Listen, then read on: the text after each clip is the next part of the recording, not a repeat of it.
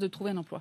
Une défaite qui sonne tel un désaveu. Macron serait-il en train de prendre en pleine face le retour de l'ascenseur pour sa conduite et gestion des crises successives, tant internes, notamment les gilets jaunes, la crise hospitalière à la faveur de la pandémie mondiale, mais aussi externe, et l'on peut sans risque de se tromper évoquer ici la diplomatie française et ses échecs, j'ai envie de dire cuisants dans plusieurs pays africains, tels le Mali avec le retrait involontaire de la force Barkhane, l'évincement stratégique en Centrafrique, sans oublier le conflit russo-ukrainien. Je pense que la discussion d'aujourd'hui, à mes yeux, peut amorcer ce vers quoi nous devons aller, qui est une désescalade dont nous connaissons d'ailleurs les termes, la situation politico-militaire, la question ukrainienne dont tu as rappelé l'importance et le format Normandie, la situation sécuritaire en Biélorussie et dans toute la région,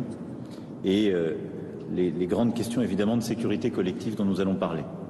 Donc je me réjouis d'avoir l'opportunité de pouvoir entrer en profondeur sur tous ces sujets et commencer à bâtir une réponse utile collectivement pour la Russie et pour tout le reste de l'Europe. Et une réponse utile, c'est une réponse qui permet évidemment d'éviter la guerre et de construire des éléments de confiance, de stabilité, de visibilité pour tout le monde.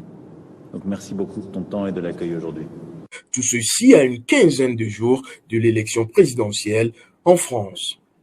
La facture sera-t-elle décidément salée pour l'actuel locataire de l'Élysée? Un vote sanction planerait-il sur sa tête les jours à venir? Eh bien, nous le saurons très vite. Pour être plus clair, le macronisme survivra-t-il à cette poussée de liberté et de justice d'un monde qui est de plus en plus décidé à jouer franc jeu donc à travers la souveraineté non négociable des États? Nous voulons en substituer un autre, par le moyen du programme, par le chemin qu'ouvre le programme, par ses mesures concrètes, par ses plans qui vont être mis au point.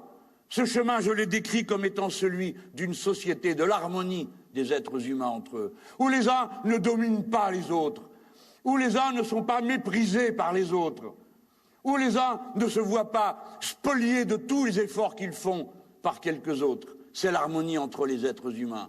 Et harmonie des êtres humains avec la nature. C'est-à-dire faire correspondre les cycles de la